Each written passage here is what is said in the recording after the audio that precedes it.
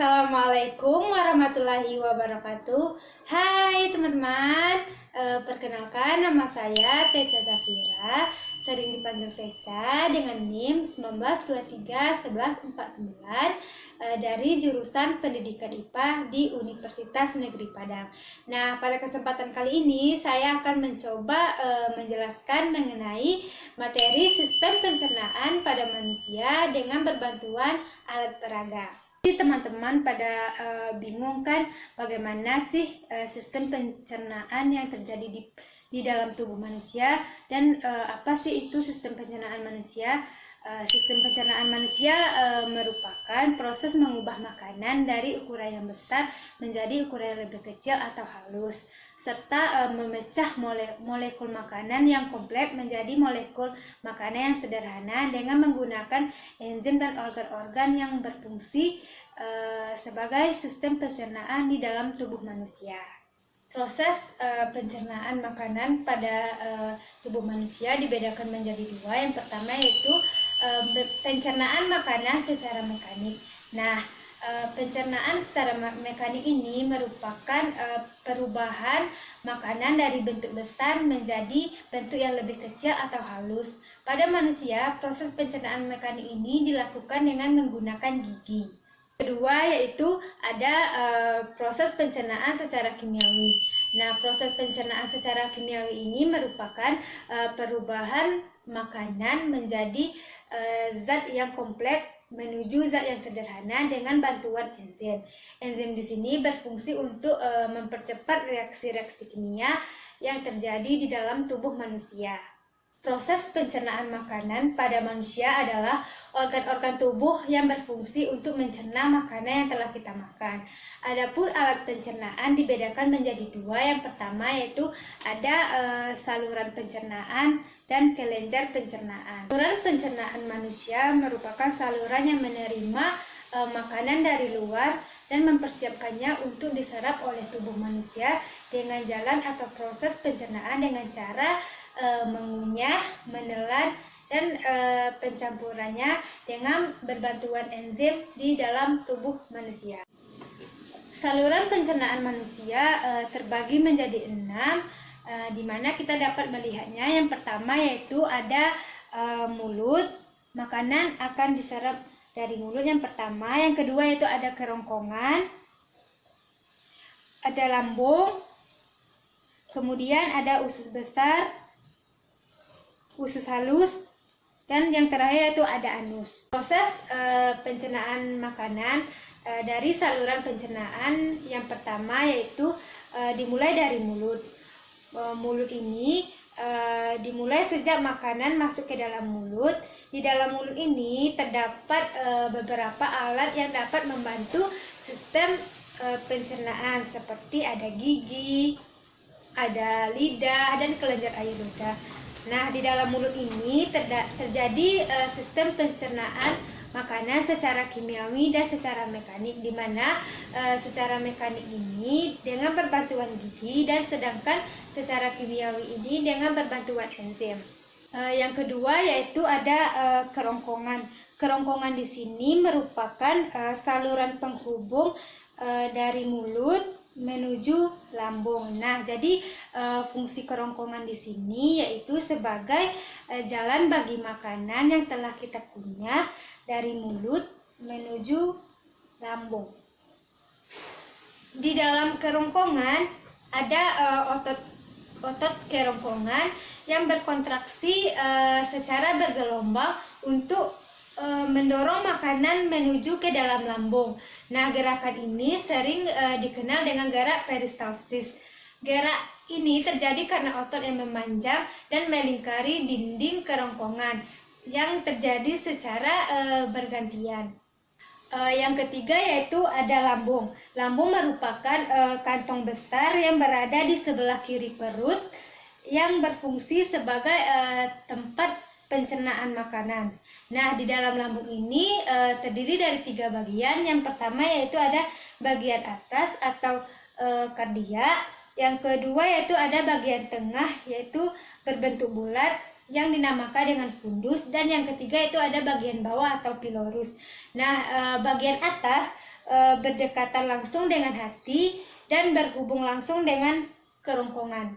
Sedangkan pilorus atau bagian bawah lambung ini berhubungan langsung dengan usus 12 jari.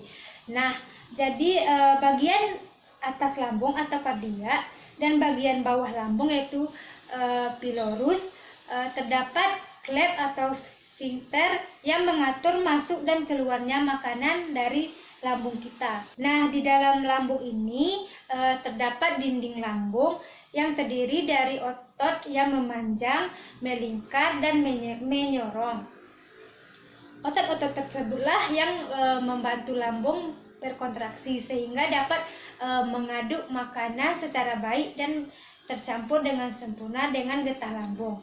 Nah, hal inilah yang dapat menyebabkan makanan menjadi seperti bubur. Nah, dinding lambung ini yang mengandung sel-sel kelenjar yang berfungsi sebagai kelenjar pencernaan yang menghasilkan getah di dalam lambung.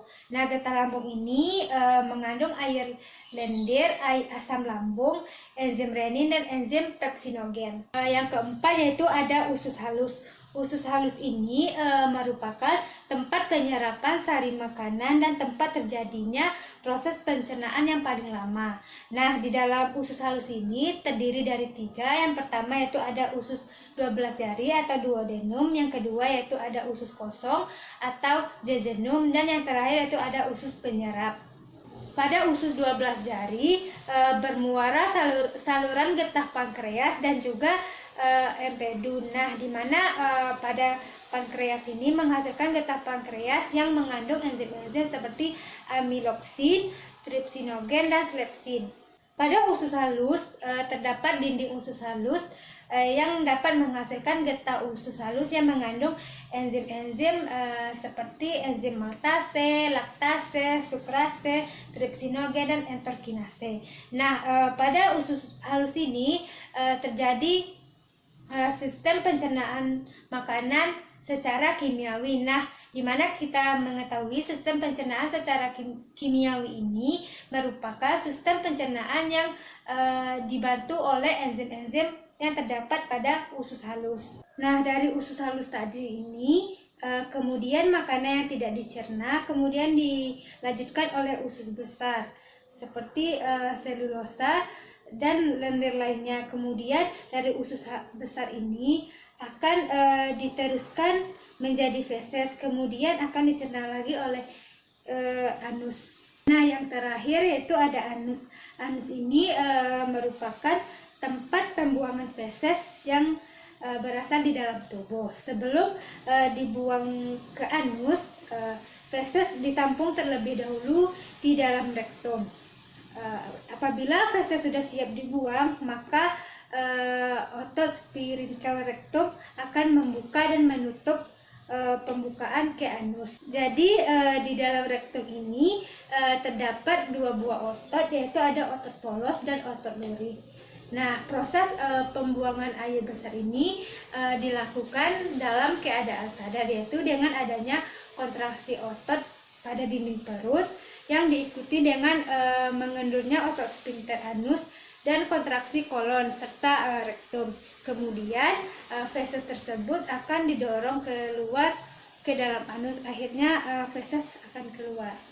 Nah, tadi kita sudah mempelajari mengenai organ sistem pencernaan manusia. Nah, selanjutnya kita masuk ke dalam kelenjar yang berperan dalam proses pencernaan makanan pada tubuh manusia. Yang pertama yaitu ada kelenjar ludah. Kelenjar ludah merupakan kelenjar yang pertama kali membantu mencerna makanan yang berasal dari mulut. Nah, pada kelenjar ludah ini terdapat enzim tialin yang berguna untuk mengubah zat tepung menjadi zat gula. Nah, yang kedua yaitu ada kelenjar lambung. Kelenjar pada lambung merupakan kelenjar pencernaan yang membantu untuk menghasilkan enzim klorida, renin, dan pepsin. Nah, enzim pada lambung ini dihasilkan oleh dinding lambung. Nah, selanjutnya kita masuk ke kelenjar pada hati. Hati ini terdapat pada perut, rongga perut sebelah kanan yang berwarna merah Nah, di depan hati ini terdapat kantung empedu yang berfungsi sebagai tempat cairan untuk menampung cairan empedu sebelum disalurkan. Selanjutnya yaitu ada kelenjar pada pankreas. Kelenjar pankreas ini merupakan kelenjar pencernaan yang terletak di bawah lambung dan berdekatan dengan usus. Nah, pankreas ini akan menghasilkan enzim pencernaan yang disalurkan ke dalam usus. Enzim yang dihasilkan di dalam pankreas ini dipengaruhi oleh hormon sekretin yang diproduksi oleh usus 12 jari. Nah, selanjutnya kita masuk pada gangguan yang terjadi pada sistem pencernaan manusia. Yang pertama yaitu ada diare. Diare ini merupakan salah satu gangguan pada sistem pencernaan manusia yang banyak dialami oleh masyarakat sekitarnya. Pencernaan ini membuat perut menjadi mules dan feses penderita menjadi encer. Nah, gangguan ini terjadi selaput dinding usus besar ini mengalami iritasi. Nah, yang kedua yaitu ada gastritis. Penyakit ini atau gangguan sistem pencernaan ini merupakan gangguan yang terjadi pada dinding lambung mengalami peradangan.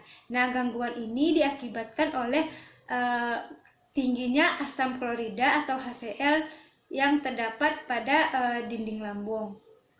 Selain itu, gastritis ini juga disebabkan karena penderita mengkonsumsi makanan yang banyak mengandung bakteri. Nah, yang ketiga yaitu ada MAH. Nah, gangguan pada sistem pencernaan MAH ini ditandai dengan adanya rasa perih pada dinding lambung. Selain itu, MAH juga disertai dengan adanya rasa mual dan perut menjadi kembung. Yang keempat yaitu ada sembelit. Sembelit merupakan gangguan pada sistem pencernaan manusia di mana si penderita akan mengeluarkan feses yang keras. Gangguan ini terjadi disebabkan karena usus besar menyerap air terlalu banyak. Sembelit disebabkan karena kurang mengkonsumsi makanan yang berserat seperti buah, sayur, atau kebiasaan makan makanan yang buruk yang selalu menunda buang air besar. Nah, yang terakhir yaitu ada parotitis epidemika. Nah, penyakit sistem pencernaan ini diakibatkan karena kelenjar yang terserang menjadi bengkak, panas, dan nyeri. Parotitis ini disebabkan oleh sejenis virus yang ditularkan melalui air ludah. Sekian penjelasan mengenai materi sistem pencernaan pada manusia.